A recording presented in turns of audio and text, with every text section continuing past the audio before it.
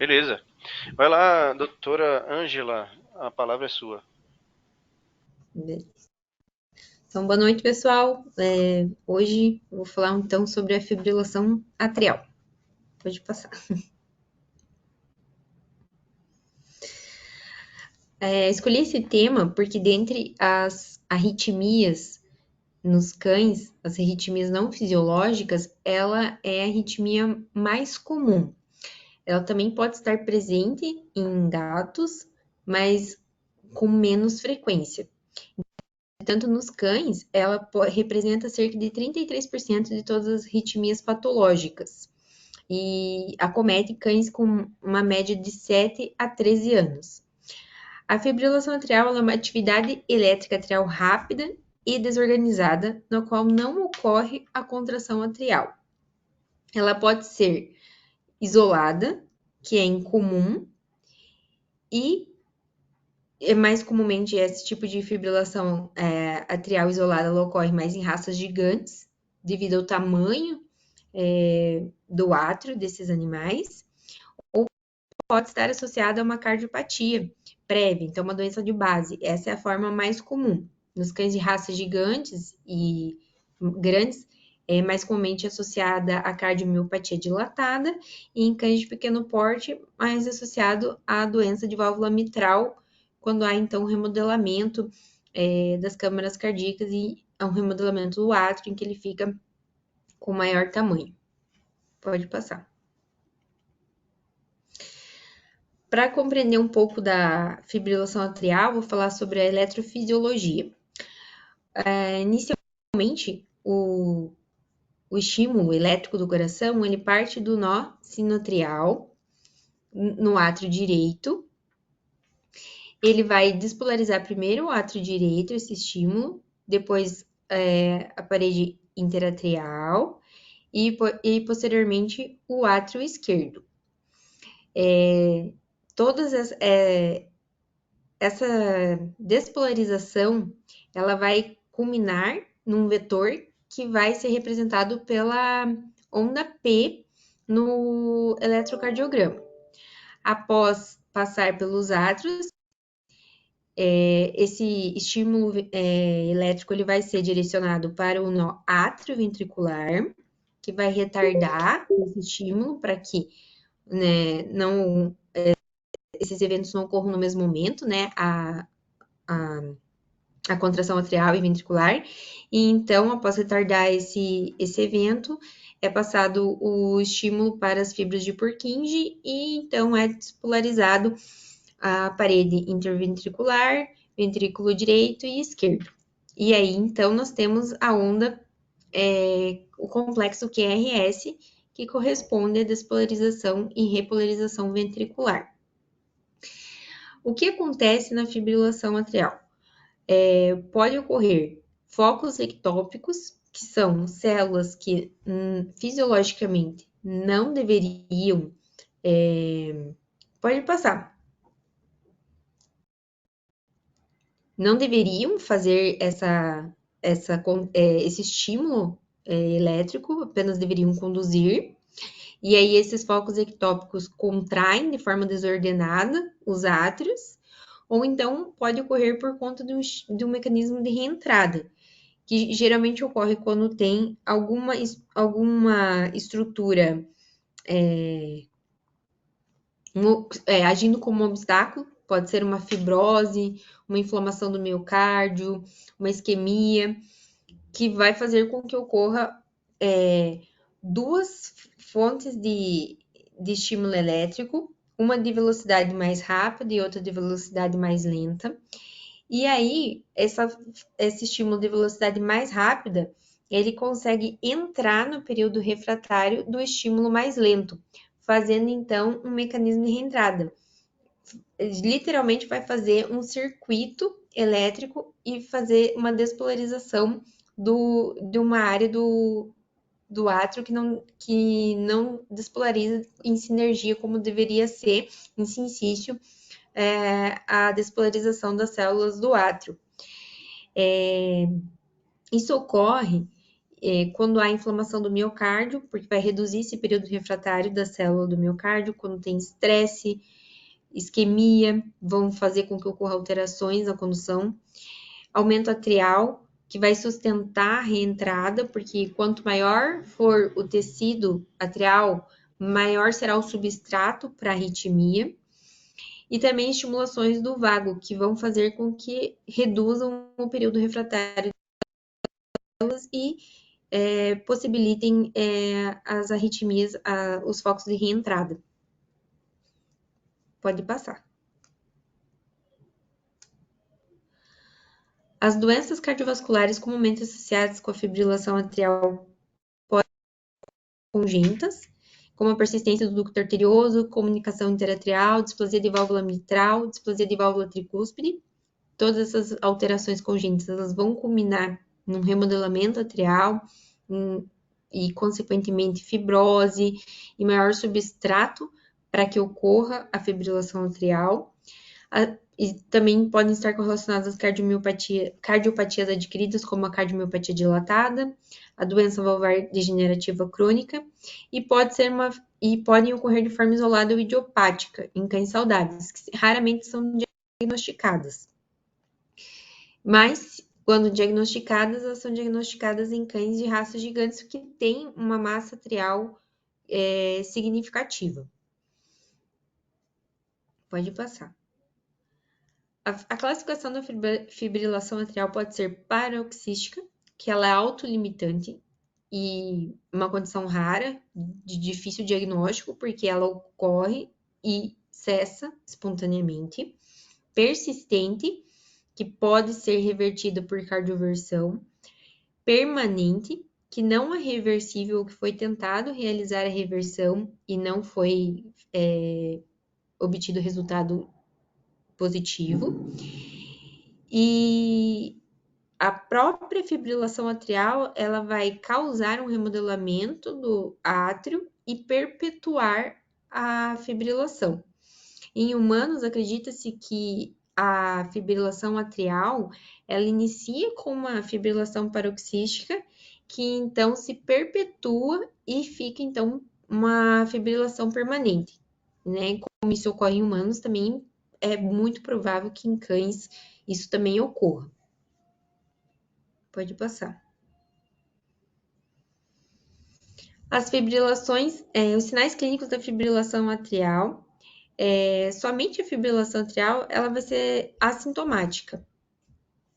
Quando o cão dificilmente vai apresentar sinais clínicos relacionados à fibrilação atrial. Claro que se ele tiver uma doença de base associada, e aí por conta de se tiver uma fibrilação atrial, ele vai ter cansaço fácil, pode ter síncope, pode ter cianose, tosse, mas por consequência da fibrilação atrial, dificilmente ele vai apresentar sinais clínicos. Pode apresentar sinais clínicos de baixo débito, mas isso pode ser por consequência também da doença de base. No exame clínico, o que o médico veterinário irá perceber será uma frequência cardíaca acelerada, um ritmo irregular com bulhas de intensidade variável e o pulso arterial irregular. Para fazer o diagnóstico, é necessário o padrão OREF realizar o eletrocardiograma, em repouso, no qual será visualizada uma frequência atrial rápida, com ausência de ondas, então será visualizada uma onda de fibrilação, ondas F, com intervalo RR variável, porque ocorre um bloqueio atrioventricular de segundo grau fisiológico. Em alguns momentos, os estímulos do nó do sino atrial podem passar para o nó do atrioventricular. Isso vai depender do período refratário do nó atrioventricular. Então, por isso, esse período RR vai ser variável. Os complexos QRS, eles podem ter configuração normal, ou então podem se apresentar de forma alargada ou bizarra, por conta desses estímulos intermitentes e descompassados. E também pode ocorrer uma variação na amplitude dos complexos QRS, que seria também chamado de. Ai, esqueci a palavra, mas Alternância elétrica. é alternância elétrica, mas é não sei o que de Brody, que é essa alternância elétrica ocorre porque quando esses complexos, esses intervalos RS, eles ficam mais distantes, ocorre um maior enchimento do ventrículo e, consequentemente, ele consegue relaxar mais e contrair melhor. E aí esse complexo ele vai ficar maior. Quando os intervalos RS são menores, ele vai encher menos e vai contrair então menos. Então o complexo QRS vai ser menor. É por isso que ocorre essa variação da amplitude do complexo QRS. A radiografia torácica também pode auxiliar no diagnóstico, porque é possível, né, avaliar a silhueta do coração, avaliar tamanho dos átrios que podem ser visualizados quando aumentados, é possível visualizar congestão venosa, presença de edema pulmonar, efusão pleural. Pode passar. E outra ferramenta para diagnóstico é o ecocardiograma, no qual é utilizado para avaliar a estrutura anatômica e funcional dos átrios e septo interatrial, anatomia e função das válvulas cardíacas e função sistólica do ventrículo esquerdo. Nesse momento, geralmente a gente consegue diagnosticar a doença de base, se há uma doença de base que está desencadeando ou que desencadeou essa fibrilação atrial, uma cardiomiopatia dilatada, ou uma endocardiose de válvula mitral avançada, que já teve remodelamento atrial, ventricular, e por conta disso desencadeou fibrose, isquemia e portanto, o substrato para que ocorresse a fibrilação atrial.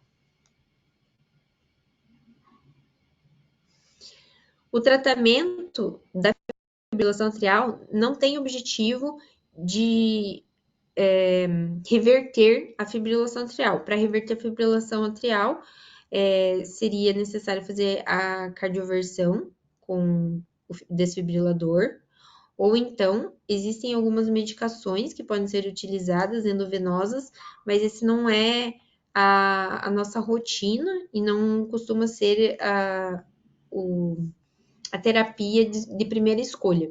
O objetivo geralmente da terapia é tratar os sinais clínicos de insuficiência cardíaca, se houver, ou da cardiomiopatia dilatada, da insuficiência de válvula, reduzir a frequência cardíaca, melhorar o débito cardíaco e, consequentemente, a qualidade da vida do paciente. A primeira escolha do tratamento para fibrilação atrial é a digoxina. Ela aumenta o tônus parasimpático e prolonga a refratoriedade do nó atrioventricular e a automaticidade atrial. O ponto negativo da digoxina é a toxicidade. Então, por isso é necessário fazer a avaliação da concentração sérica da digoxina 7 dias após o início da terapia, com o objetivo de avaliar os níveis séricos da medicação, que devem estar entre 0,6 e 1 nanogramas por litro séricos. E é possível também associar a digoxina o diltiazem, que é um bloqueador de canais de cálcio com rápido início de ação. E ele possui efeito cronotrópico negativo e vai retardar a propagação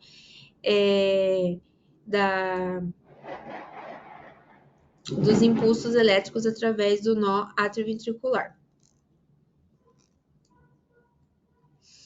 Eu coloquei uma tabela com as medicações que podem ser utilizadas na fibrilação atrial.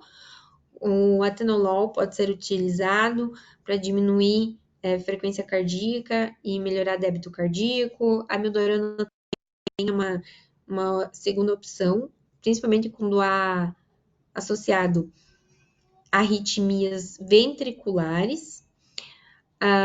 E aí a digoxina e o diltiazem, com as doses e a frequência de utilização. né, tem uma sequência da tabela que não coube no slide, com uma outra opção que seria o esmolol, que seria uma terapia endovenosa, lidocaína endovenosa também, o sotalol por via oral e a cardioversão elétrica, eletrocardioversão, que é menos comum, porque o animal precisa ser anestesiado, então é necessário ver se o animal é um bom se ele é um candidato, né, a passar por um procedimento anestésico e passar pela cardioversão. E pode ser, e se houver uma doença de base, um remodelamento, a cardioversão muito provavelmente não vai ser bem sucedida, porque as alterações já são irreversíveis e muito provavelmente a fibrilação atrial vai permanecer. Pode passar. O prognóstico é reservado, justamente por ser uma alteração que geralmente é irreversível, o tratamento não é curativo, é paliativo para melhorar a qualidade de vida, atenuar sintomas. Geralmente está associado com uma cardiopatia, que também é progressiva, é crônica e progressiva, então a medicação vai ter como objetivo também atenuar sintomas, talvez retardar o avanço da doença. Então, um prognóstico reservado.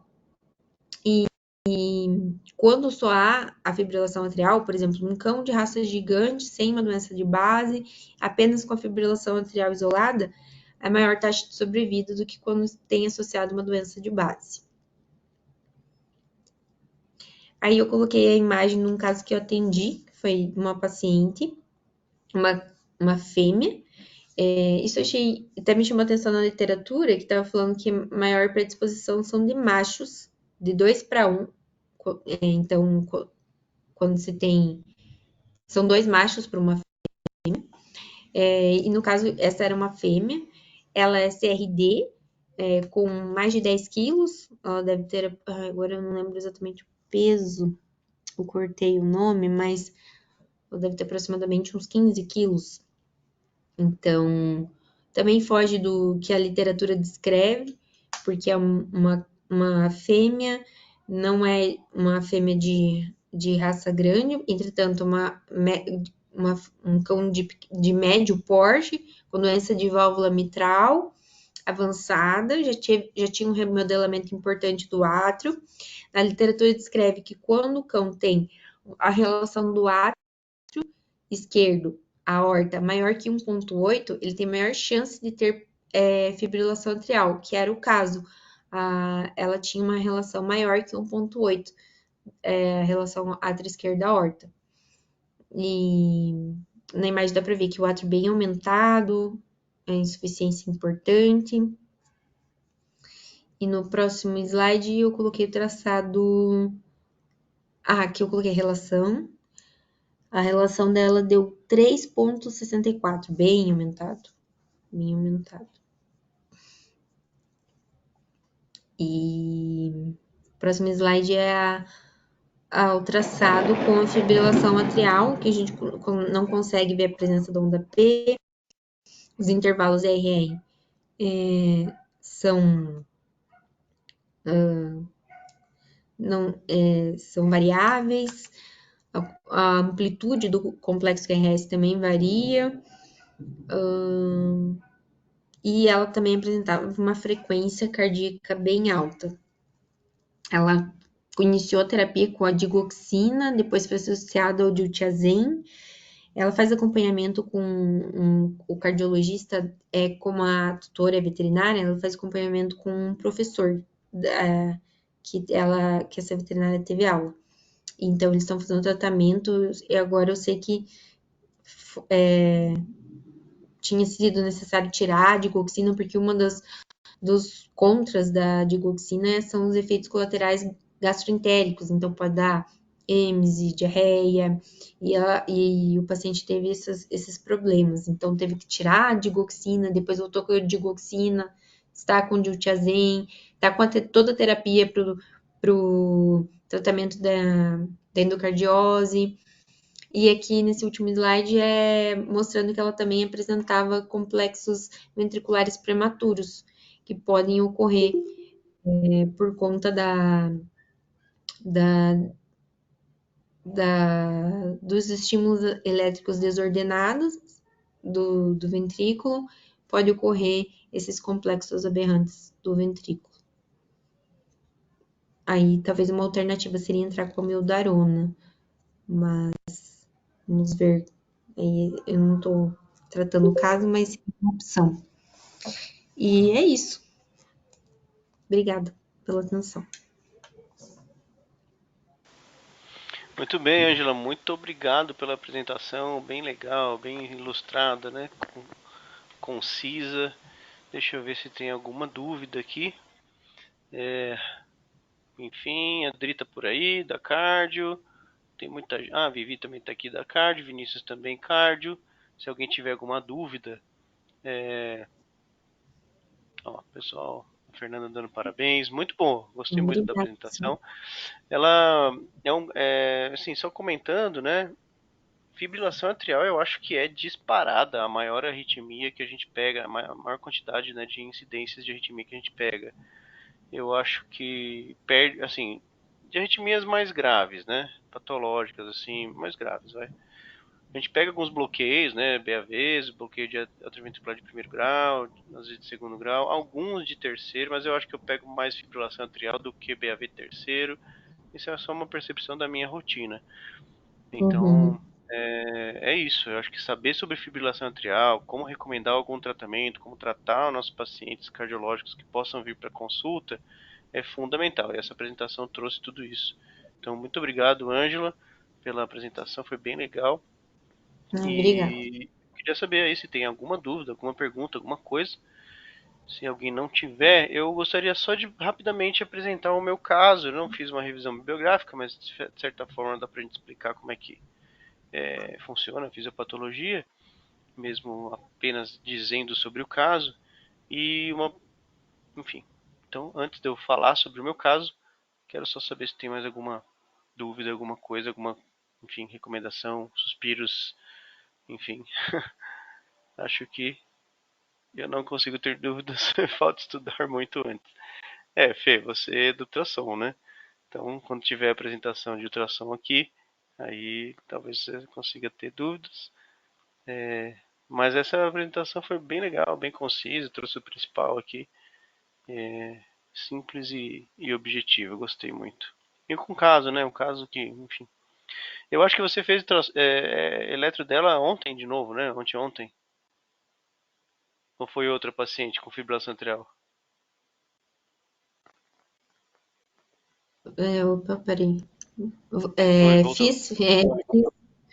Fiz e continua a mesma coisa, né? Não mudou É, nada, continua até com o VPC ali, complexo ventricular prematuro. Eu não sei, assim, como ela tá acompanhando com o prof dela, eu fiquei meio assim, né, de ficar falando sobre terapia e tal, mas eu acho que talvez seria interessante entrar com a mildarona nesse caso, né? Trocar a então, terapia. precisa ver como que tá a condição dela sobre o débito, né? Como é que tá indo a vidinha dela, porque a mildarona, Ela, ela é legal em alguns momentos, mas ela é hepatotóxica, né? Não é tão simples você manter, porque entrar com mildarona e, assim, me corrija se eu estiver errado, eu não tenho tanta experiência com mildarona, tenho alguma, mas podem me corrigir. A gente entra com a dose de ataque na primeira semana, depois você diminui metade da dose. Por quê? Porque ela é muito hepatotóxica para os cães. sim, E mesmo assim, tem alguns que eles não se recuperam da hepatotoxicidade e você precisa suspender. Né? Então, a mildarona pode até resolver em muitos casos, mas em várias vezes, os que eu acompanhei enfim, na minha vida cardiológica, talvez metade ou mais, eu tive que suspender o uso, porque eles começaram a aumentar muito a enzima hepática, e aí você começa a ter um outro problema, né? hum. Enfim. Então, Então, mas ela Ó, clinicamente a tá Dri, bem. ó, a Dri tá respondendo aqui, mandando mensagem. Esse é o caso dela, é a Meldarona mesmo, então. Veja que ela não responde, então não tenho tanto problema com a Meldarona. A Dri falou, ó. Ah, beleza, Dri, legal, bom compartilhar. Então, a Meldarona seria uma eleição aí para tentar. Eu acho que seria uma tentativa bem válida nesse ponto. E, enfim, talvez já. porque ela não faz VPC, então seria amiodarona. Ah, ela faz, né? VPC. Isso, aí Uhum. você age em mais de um ponto é, em mais de uma fase da despolarização, né? Das células miocárdicas. Então a amiodarona é Uhum. isso. A digo iria piorar VPC. Veja que ela tá sem digoxina agora e ela piorou do VPC, né? No último, ela tava com menos VPC. Não, ela ainda tá com acho que a digoxina voltou, tipo, ele Voltou, tirou, daí voltou, agora tá com. O último eletro tava com, então. se não me engano, 5 de Utiazem. O último eletro tava com. Aham. Então, a Adriana tá sugerindo aqui, né? Trocar a digo por amiodarona por conta disso, realmente. É E você, porque não Odri, você baixou a consegue frequência manter, você tem cardíaca. algum... Desculpa, Ângela. Deixa eu só perguntar pra Adriana, você tem algum paciente crônico com amiodarona e indo bem com a parte hepática? Tem sim? Ah, pois é. Bom, E os que você eu entra também acompanhei não foram... com essa dose de ataque 7 dias e depois você reduz para metade da dose, Dri?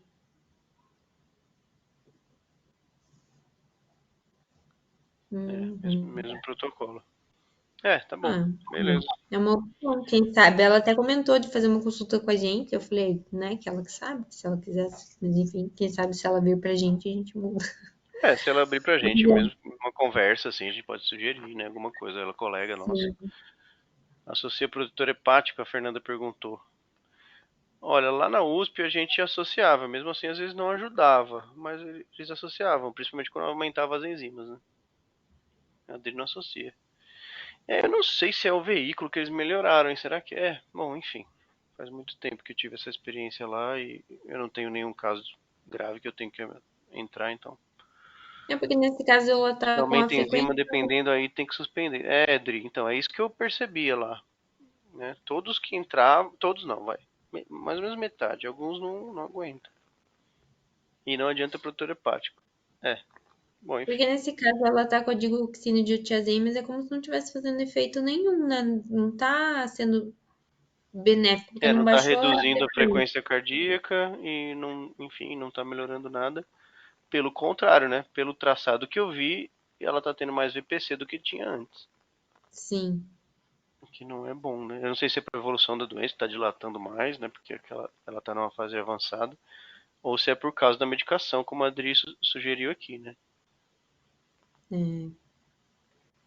Ó, então tem que mudar, viu? A Adri tá desesperada lá. Muda. Beleza. Vou mandar uma mensagem pra Beth perguntando como tá. Vai, que daí eu dou uma Conversa com a doutora sugerida. lá. Enfim. Beleza. Obrigada, Bom, Adri. vou